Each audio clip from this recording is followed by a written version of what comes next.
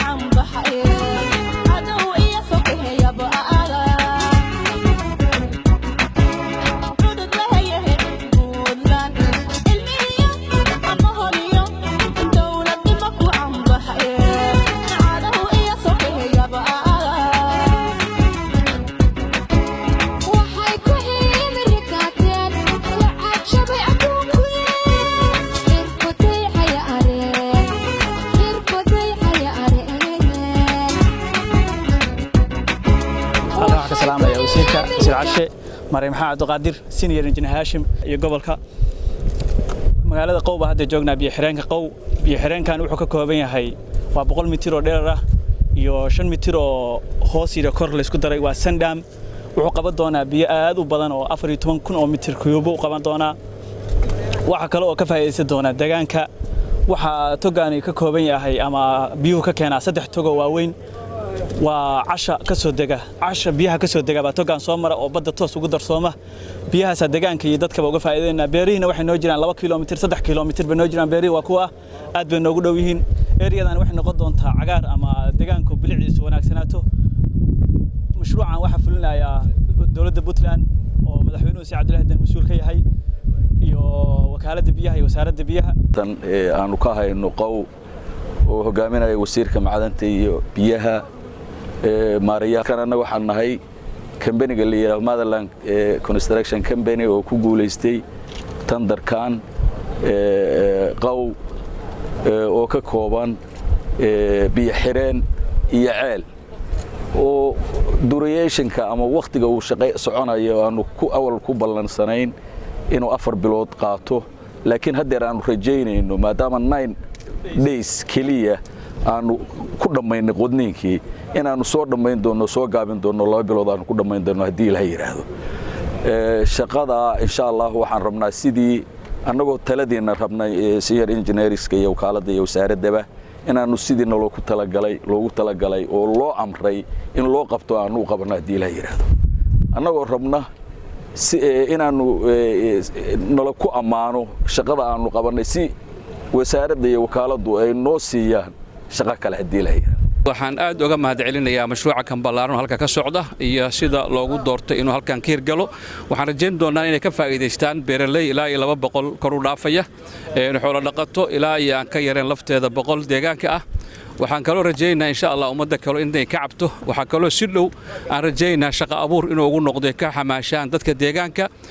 khaasatan si gaar waxaan uga mahadcelinayaa shirkadda contractorka oo raali ku noqotay inay baabuurta deegaanka wado u fasho kuna bixisay si ay uga xamaashaan uga shaqeystaan dadka deegaankana waxaan leenahay insha Allah fursadaas lidin siiyay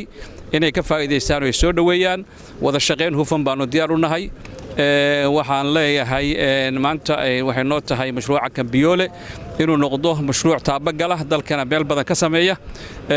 haddaan yar ku darsadana waxaan isleeyahay qolooyinka aan ceelaleedan ku jiraayo biyaha aad sii guraya haddii aan dhulka lagu celin ceelashii baa guraya sidaan waxaan ka warqabnaa ceelal badan inay dowreen oo keentay taas biyihii dusha maray haddaan lagu reebin inay noqonayso marka waxaan rajaynayaa togoga markii laga baxo laftoodu meel kastoo biyo maraanba in biyo qabad lagu sameeyo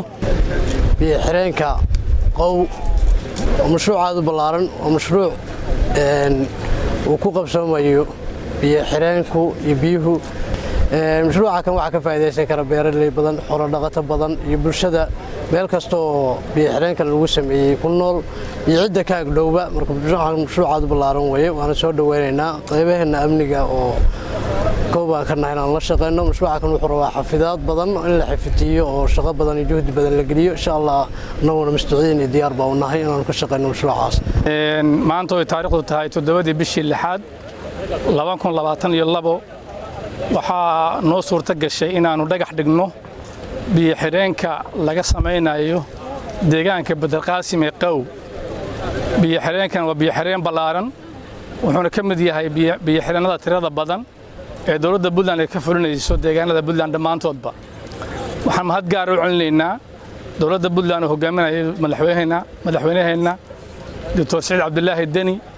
oo juhdi iyo dadaal badan gelisay kuna bixisay waqti badan si ay u qabsoomaan mashaariicdan dhaamka biyo xireenka ee deegaanka mafaca badan ugu jiro iyadoo mashruucan uu ahaa mashruuca biyoole muddo badan la ragaadinayay oo caqabado badan soo maray dawladdu si ay ku dadaashay inuu fulo oo deegaanka uu ka fulo uga mahadcelinayna dawladda degmada Boosaaso iyo gudoomiyaha deegaanka Qow waan martii u nahay maanta u dhagax dhigayno mashruucan biyo xireenka waxa ka mid yahay biyo xireenada ay wado mashruuca biyoole oo ay fulinayso dawlad goboleedka Puntland magaaladan hadda laga fulinayo Qow waxay ka kooban tahay kalluumaysato oo deegaan ay u tahay iyo reer guuraa iyo beeraley mashruucan waxa ka faa'iideysan doona reer guuraaga iyo beeraleyda labaduba waa ka faa'iideysan doona insha Allah hadii ilaahay waxa laga heli doona shaqo abuur badan maadaama biyo la xiray badda galay awal biyahan wax faa'iido ah oo u lahaayeen deegaanka ma jirin badda gali jireen laakiin maanta marka la xiro biyihii beeraley badan baa ka faa'iideysanaysa shaqo laga heli doona hadii ilaahay mashruucan waxtar badan buu u leeyahay deegaano badan oo hadda gobolka Bariyan waa laga fuliyay kuwana waa laga wadaa haddii mashaariicdaas biyo xireenadu hirgalaan waxaan u maleynayaa abaarihii badnaa oo dadka dhibaateyn jiray inay yaraan doonaan insha Allah hadii ilaahay mar hadii biyo la helo iyo beero dhammaan odayaasha iyo waxgaradka deegaanka Qow bahda saxaafadda dhammaantiin waxaan ku salaamayaa assalaamu calaykum waraxmatullaahi wabarakaatuh bacda salaan runtii maanta waxay noo tahay maalin kale oo farxad ah oo aan rabno inaan la qaybsanno dadka deegaanka Qow si aan ugu dhagax dhigno biyo xireenkan waxaan rajaynaynaa insha Allah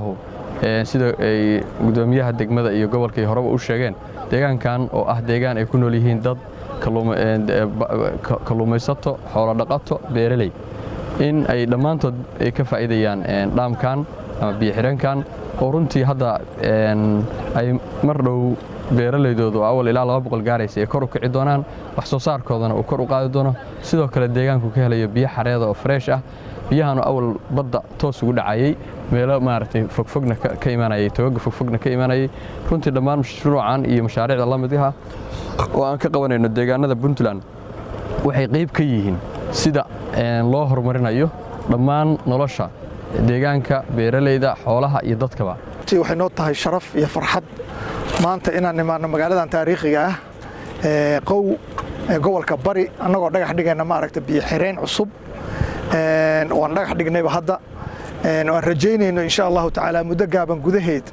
inuu diyaar ku noqdo waxtarkiisuna ay ka faa'iido bulshada deegaanka ama xoololey ha noqoto ama beeraley ha noqoto si guud baa looga wada manaafacaadi doonaa biyo xireenkan gobolka oo dhan baa ka manaafacaadaya deegaankana si gaar uga manaafacaadi doona biyahan oo soo mari jiray kadibna meel cidla iyo badda ku dhamaan jiray markii biyaha la qabto biyihii dushana waa istaagayaano waa laga manaafacaadaya biyihii hoose oo akafaarka ku jirayna waa soo kacayaan oo ceelashii baa soo maaxaya marka runtii waxtar weyn baan ka filaynaa waana ka soo aragnay kuwii aan hadda soo furnay baa dadkii iyagoo mahdinaya soo aragnay ama barooqle ha noqoto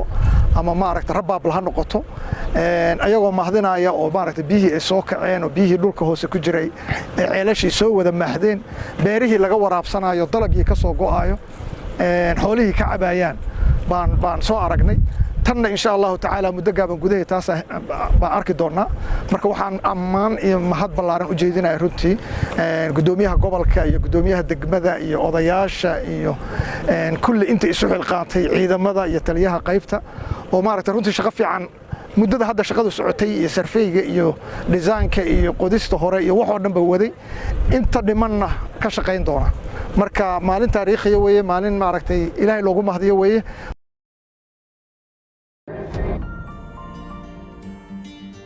Ma ogtahay macmiil in bangiga Salaam Banki uu gaar leeyahay adigoo aan tegin xarumaha Salaam Banki inaad lacag dhigan kartid bangiga.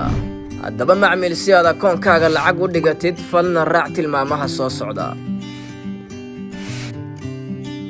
garaac xidig 886 xidig akoonkaaga bangiga Salaam. xidig lacagta aad dirayso kadibna 4 gees. ku qor macluumaadkaaga faahfaahinta lacagta aad dhigaysid si aad u hesho tixraaca. geli lambar sireedkaaga sahalka si aad u dhigatid lacagta. wow macmiil waad ku guulaysatay inaad dhigato lacag akoonkaaga. ku raaxayso oo isticmaal adeegyada Salaam Bank.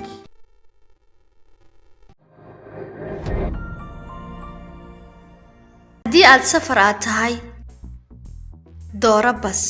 adigoo ka sii dooranaya Going From oo u taagan magaalada aad ka tagaysid. taabo Going To oo u taagan magaalada aad tagaysid. taariikhda aad baxayso. dooro shirkadda aad ku safraysid. ka sii dooro kursiga aad jeceshahay inaad ku safarto. geli magacaaga oo saddexan.